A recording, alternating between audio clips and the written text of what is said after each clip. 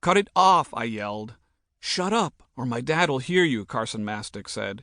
"He's not that drunk yet, and I'm going to have a hard enough time explaining how you come down looking like a different kid than the one that went upstairs." For 10 minutes, he'd been farting around, waving the scissors like a magic wand. Now he yanked the long tail of hair from my neck and touched the scissors an inch above my collar. "Is this about it? There's no turning back once I start chopping." "Yep, that's it," I said. "You think cutting off your braid is going to make those white kids suddenly talk to you?" Carson's cousin Tammy said. "If you believe that, you need brain surgery, not a haircut. What do you care what they think anyway? You've had this braid since, what, kindergarten?" "Second grade," I said. "If you'll remember, someone stuck a massive wad of gum in my hair that year, and I had to cut it all off and start over." "Was an accident," Carson said. The same thing he said whenever he did something terrible that he secretly thought was funny. "Give it to me," Tammy said. "I got better things to do." She grabbed the scissors. "Wait," Carson said. "I didn't—" Suddenly, it was gone. The hair I'd grown for 5 years. Tammy held it out in her hand, and I turned around. "You didn't fix it first," I said. "Everyone on the reservation knew that when you snipped off a braid, if you wanted to save it, you had to tie off both ends before you cut. And since almost no one cut off a braid casually, you always saved it to remember the reason you had cut it." What Tammy held looked like a small, black hay bale. "What am I going to do with that?" I yelled. And Carson made the shush expression with his face. "You can't braid it loose. It's not boondoggle."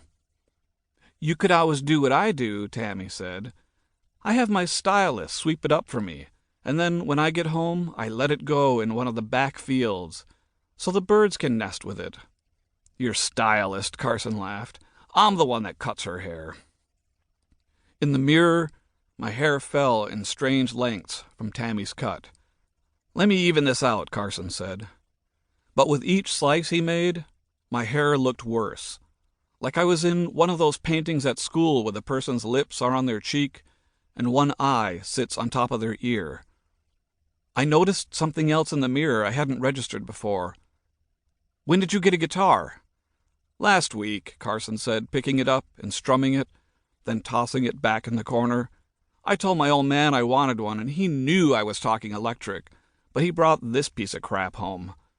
Showed me a few chords, said, if I'm still playing it in December, we'll think about the electric." "Where'd it come from?"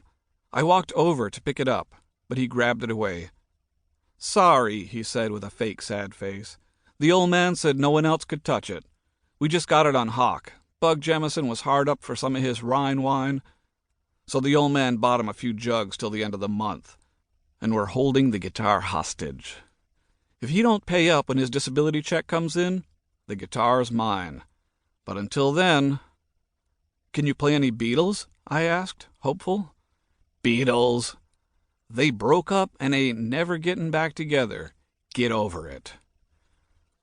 I left a few minutes later, starting my long walk home across half the reservation, still gripping the hank of hair.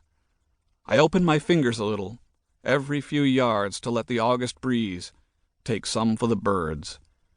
As I turned the corner at Dog Street, where I lived, I could see my old elementary school. The teachers would be in their classrooms now, decorating bulletin boards with "Welcome to the 1975-76 school year" in big construction paper letters. They were going to be puzzled by the fact that the United States bicentennial celebration wasn't exactly a reservation priority, since we'd been here for a lot longer than 200 years. The sight of the school reminded me of how I got in this situation in the first place. It probably started back in 3rd grade, when I had become a novelty. When I told my ma I was going to be featured on Indian Culture Night as the only kid from my grade who could speak Tuscarora fluently, I thought she would be happy, since she was always talking good grades this and good grades that. But she laughed like she did when the caseworker asked about my dad's child support payments during our monthly visits to her cubicle. "You're just the dog and pony show," Ma said. She spoke a couple of sentences in Tuscarora. "Know what I said?" she asked. I shook my head. Didn't think so. They're looking for cash to keep the program going. Everyone wants to believe we can rebuild what the boarding schools took away from us. You're Louis the Horse, the proof that it can be done, that kids could learn the traditional language. "But I don't know who you're going to speak it to," she said. "No one your age speaks it, and no one out in the white world would understand you.